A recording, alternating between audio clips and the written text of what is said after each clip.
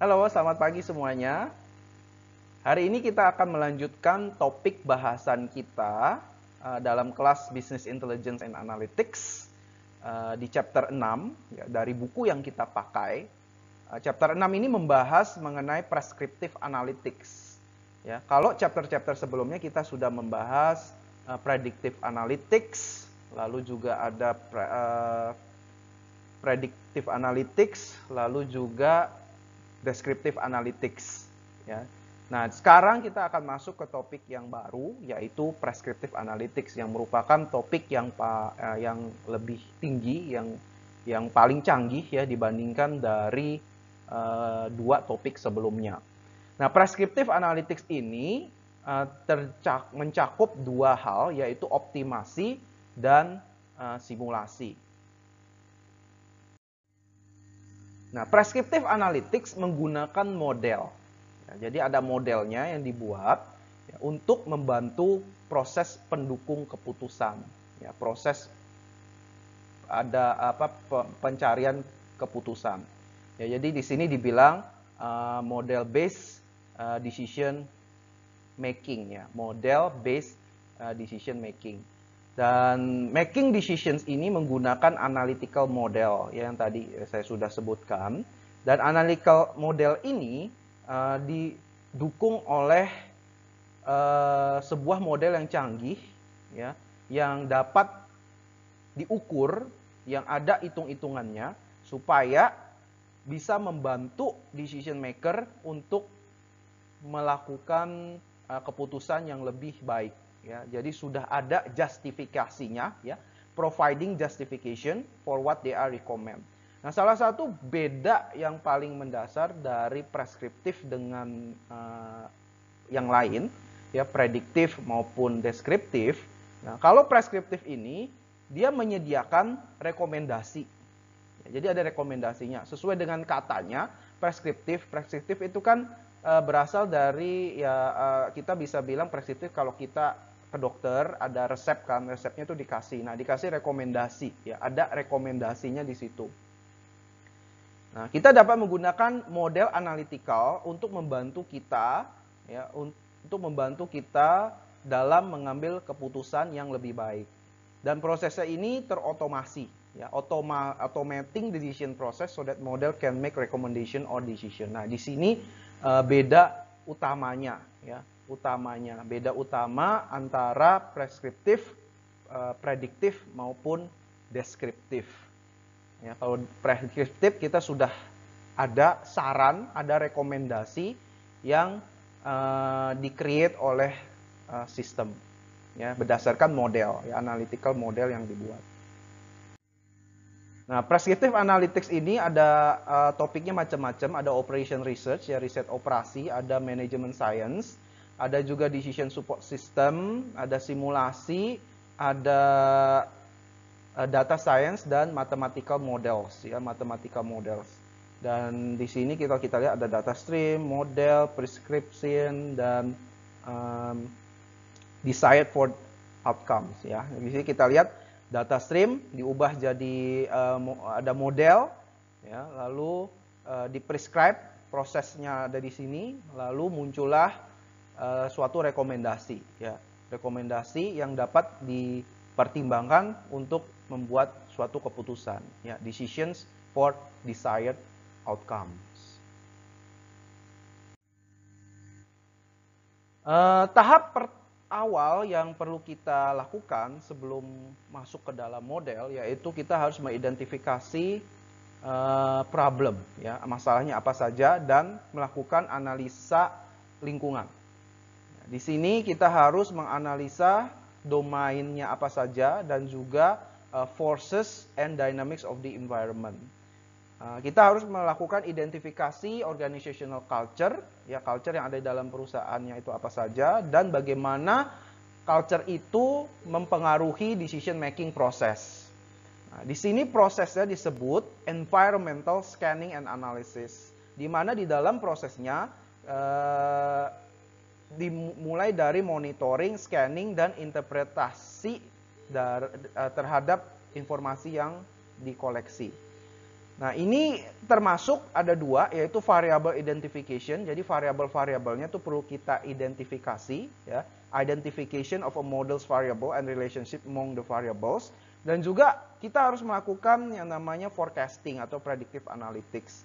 Dan predictive analytics ini sangat essential for constructions and manipulating models because when a decision is implemented, the results usually occur in the future. Ya kan?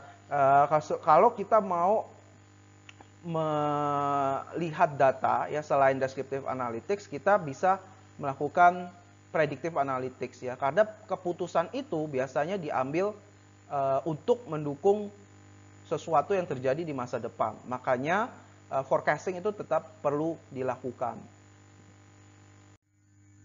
Nah, ini ada beberapa model ya, ada optimasi problems with few alternatives, ada juga yang memakai algoritma, analitik formula, ada simulation, ada heuristics, predictive models, dan other models. Nah, dalam modeling ada dua hal, ya, yaitu model management, yaitu untuk maintain integrity dan applicability. Nah, di sini kita sebut dengan model based management system. Yang kedua adalah knowledge based modeling. Ya, dan knowledge ini sangat diperlukan untuk mengkonstruksi model. Ya, jadi dari KBM ini kita mendapatkan suatu masukan ya supaya kita bisa mengkonstruksi model. Dan banyak dari analitik teknik itu menggunakan dapat digunakan untuk membuilding KBM ya, KBM. Oke. Nah, ini contoh dari mathematical models dan kalau kita lihat gambar ini merupakan komponen dari decision support mathematical model. Dan ini merupakan kuantitatif model yang mempunyai 4 komponen, ya 4 dasar komponen. Yang pertama adalah decision variable, atau dengan kata lain ini adalah independent variable. Lalu ada result variable di sini. Result variable itu adalah dependent variable. Ya, jadi decision variable merupakan variabel yang mempengaruhi. Result variable merupakan variabel yang dipengaruhi. Lalu ada uncontrollable variable. Ya, uncontrollable variables itu adalah variabel-variabel yang juga mempengaruhi relasi ya antara decision variable dan result variable. Lalu juga ada intermediate variables. Nah, di sini ada mathematical relationships. Nah, ini penjelasan lebih detailnya. Ya, result outcome variables ini merefleksikan level of effectiveness of the system. Ya, indicate how well the system performs or attains its goal. Dengan kata lain, ini adalah dependent variables. Decision variable adalah mendeskripsikan alternative courses of action. Dan decision maker controls the decision variable. Ya, ini variabelnya yang biasanya disebut juga dengan independent variable. Uncontrolled variables atau parameters. Ini adalah faktor-faktor yang juga mempengaruhi result variable. Akan tetapi, variabel-variabel ini tidak di dalam kontrol dari si pembuat keputusan. Ya, jadi ini beda dengan decision variable. Kalau variabel kita bisa mengontrol, ya decision maker itu bisa mengontrol. Akan tetapi, kalau uncontrollable variable ini not under control dari decision maker. Ya. Lalu intermediate result variable. Nah, intermediate result variable ini merefleksikan intermediate outcomes in mathematical models. Misalnya apa? Ada variabel yang di tengah. Ya, variabel yang di tengah antara decision variable dengan result variable. Lalu di tengahnya ada intermediate result variable. Ya, yang mempengaruhi hubungan antara decision variable dengan result variable. Nah, ini bisa disebut dengan intermediate result variables. Oke. Nah, ini contoh-contohnya di dalam berbagai area komponen dari model. Misalnya di area financial, decision variabelnya itu investment, alternatives, and amount. Lalu result variables, contohnya total profit risk, rate of return on investment, ROI, earnings per share, liquidity level. Nah, lalu ada uncontrollable variables and parameters. Ini apa aja? Ada inflation rate, ada prime rate, ada competition. Nah, coba kita lihat yang lain ya. Let's say manufacturing. Nah, manufacturing, apa saja decision variable-nya atau independent variable-nya? Ada what and how much to produce, ada inventory levels, compensation programs. Result variable-nya, dependent variable yang dipengaruhi oleh decision variable, yaitu total cost, quality level, employee satisfaction. Nah, sedangkan uncontrollable variables atau parameter itu bisa ada machine capacity, technology, dan juga material prices. Demikian juga di bidang-bidang atau di area-area lainnya, ya, di mana kita bisa mendefinisikan variabel apa saja, ya, apakah itu variable decision variables atau independent variables, apakah ada variabel yang masuk ke dalam result variables atau dependent variables, dan variabel apa saja yang tidak bisa dikontrol oleh si decision maker tapi juga mempengaruhi dependent variable yang disebut dengan uncontrollable variables and parameters. Nah, setelah kita mengetahui variabel-variabel ini, ya, kita bisa membuat suatu model, ya, model di mana kalau dalam model itu, ya, atau disebut dengan mathematical model, ya, kita bisa mengetahui efek dari setiap variabel ini terhadap result variabel.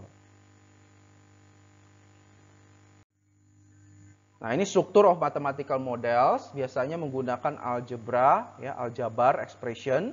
Contohnya financial model ini adalah P sama dengan R minus C. P itu profit sama dengan revenue dikurangin cost. Ya, ini model atau formula matematika biasa, ya, yang ternyata juga bisa digunakan untuk mendukung proses prescriptive analytics. Nah, dalam membuat suatu keputusan yang berupa rekomendasi, kita bisa digolongkan ke dalam beberapa kategori, yaitu membuat keputusan di dalam kondisi yang certain, ya, yang pasti, kondisi yang uncertain, yang tidak pasti, dan kondisi yang sangat berisiko atau risk. Nah, di sini kita lihat di figur 6.2 di slide 11 ada the zones of decision making. Ya, semakin certain kita, ya, complete knowledge terhadap lingkungan sekitar, ya, risk-nya otomatis akan semakin sedikit. Ya. Dan knowledge yang kita bisa dapatkan itu semakin banyak karena kan complete knowledge. Nah, di sisi lain, jika kita mengalami banyak uncertainty, nah ini namanya total ignorance, nah, risk-nya itu semakin besar. Dan knowledge yang ada itu semakin sedikit, ya, decreasing knowledge.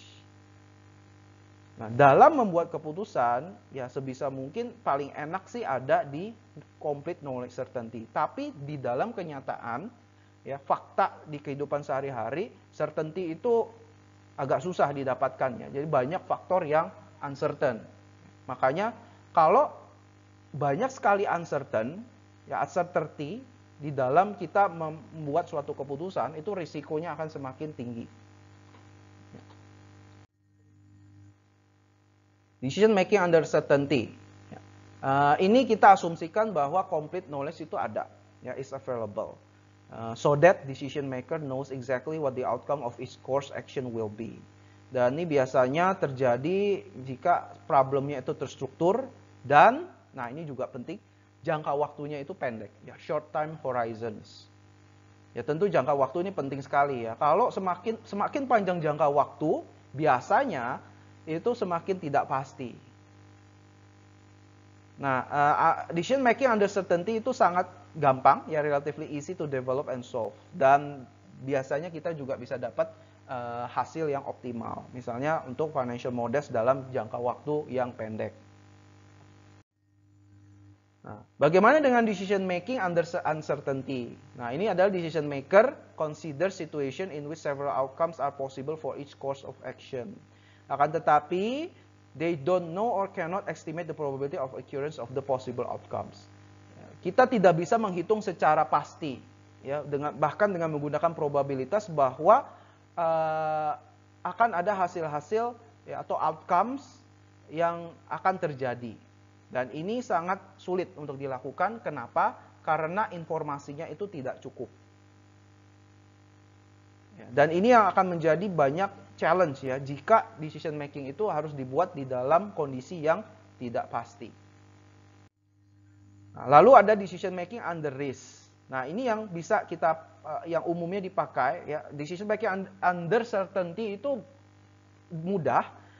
Lalu decision making under uncertainty itu sangat sulit.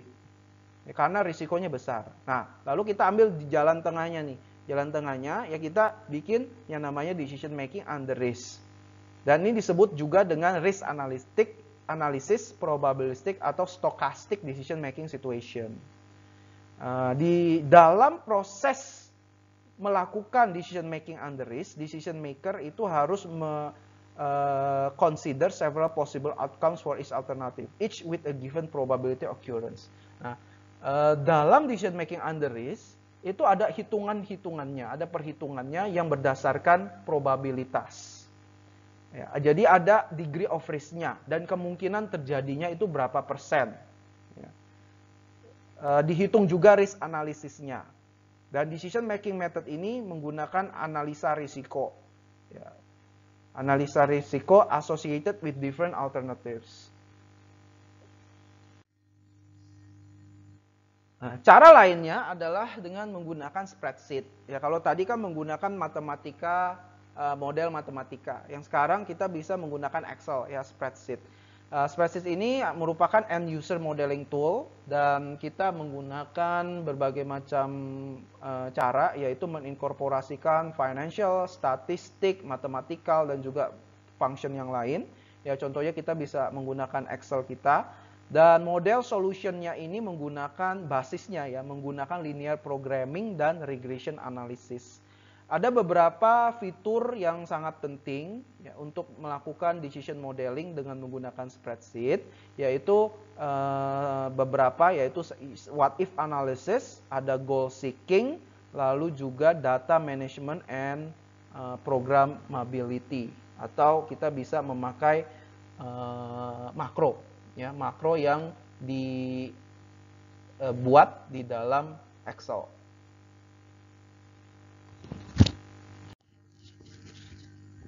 Nah, ini contohnya, kalau kita lihat Excel, nah ini merupakan simple loan calculation model, ya, hitung-hitungan hutang, ya, kalkulasi hutang, ya, pinjaman. Nah, kita lihat loan amount-nya itu 150.000 US dollars. Interest rate-nya 8%. Pinjamannya lama waktunya 30 tahun. Number of months 360. Ya, dikali 12 ya. Lalu interest rate per month-nya 0,67%. Monthly loan payment-nya 1.100.6 sekian. Ya. Nah, di sini kita bisa mainin nih. Interest rate-nya, kalau diubah interest rate-nya misalnya jadi 9%. Nah, otomatis monthly loan payment-nya juga akan berubah. Ya kan? Jadi ketahuan dengan menggunakan Excel ini, jika kita interest rate-nya diturunin atau dinaikin, kita bisa menentukan monthly loan payment-nya itu berapa. Ya, jadi sifatnya dinamis. Di sini sifat datanya dinamis, di mana kalau kita ubah-ubah variabelnya, kita bisa mendapatkan pengaruh dari perubahan variabel yang kita lakukan itu bagaimana ya dengan variabel-variabel lainnya, khususnya ya variabel output variabel, misalnya monthly loan payment. Seperti itu. Atau number of years-nya kita ubah. Number of years diubah, ya otomatis juga yang lain juga akan ikut keubah. Nah, ini contoh gampang ya mengenai simple loan calculation model. Contoh lainnya adalah dynamic loan calculation model with prepayment. Nah, ini lebih kompleks ya. Jadi ada data-datanya, ini masih sama yang di sini. Nah, ini ada dynamicnya seperti apa ya. Kalau kita ubah yang tadi misalnya 8% jadi 9%, nanti ini semua akan ikut keubah nih. Ya, karena ini saling berkaitan variabel-variabel di sini dengan yang di bawah.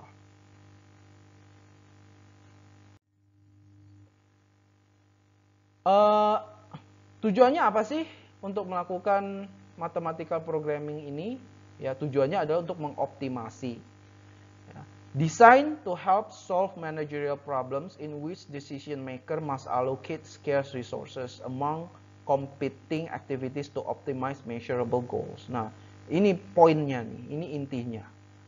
Jadi kita perlu melakukan optimasi, bisnis perlu melakukan optimasi karena resource-nya terbatas. Ya. Misalnya di dalam suatu bisnis ada proses scheduling, ya, penjadwalan, misalnya penjadwalan staff di dalam suatu entitas bisnis. Nah, penjadwalan itu harus dilakukan secara optimal supaya perusahaan tidak membuang uang terlalu banyak, atau alokasi meja di dalam sebuah restoran, ya, meja makan ya, dalam sebuah restoran. Ya, tentu restoran ingin mendapatkan alokasi meja yang paling optimal ya di dalam ruangan yang terbatas. Ya, contoh lainnya ada rute. Ya, rute pengiriman barang misalnya. Nah, rute kan itu kalau kita pakai Google Map deh. Ya, pakai Google Map itu kan dari satu tempat ke tempat lain kita bisa mendapatkan rute ya dan alternatif rutenya.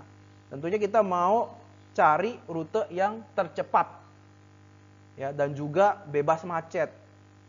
Nah, ini kalau kita mendapatkan rute yang tercepat dari berbagai macam alternatif rute yang ada, nah itu disebut dengan optimasi. Ya, kita mendapatkan rute yang paling optimal karena itu yang paling efisien, yang paling cepat sampai, yang paling tidak macet. Misalnya, atau yang paling hemat bahan bakar karena atau jalur terpendek seperti itu. Nah, cara untuk melakukan optimasi ini salah satunya adalah dengan menggunakan LP atau linear programming. Nah, ini disebut dengan the best known technique for optimization tools. Ya, di dalam linear programming semua relationship kita anggap linear. Dan aplikasi ini, aplikasi linear programming itu sangat beragam ya, sudah dipakai di berbagai macam bidang, khususnya di supply chain management, lalu juga di product mix, marketing ya, lalu decisions, routing, ya, routing di rute, ya, rute terpendek, rute terefisien, ya, rute yang tidak macet, yang paling tidak macet misalnya. Nah, ini sudah dipakai ya, metodenya pakai linear programming. Nah, ini linear programming. Ini refer ke yang slide sebelumnya, yaitu ada decision variable, ada logical relationship-nya, ada result variable, dependent variable, lalu ada uncontrollable variable. Nah, ini kita bisa masukkan formulanya ya, ada pemodelan matematikanya menggunakan aljabar. Ya, namanya juga aljabar linear ya. Gitu. Nah, lalu kita untuk proses model aljabar linear tadi, kita bisa menggunakan Excel solver. Ya, Excel solver ini contohnya product mix. Ya. Nah, di sini kita lihat ada X1, X2, variabel kita masukkan. Nah, nanti kita bisa mendapatkan hasil yang paling optimal.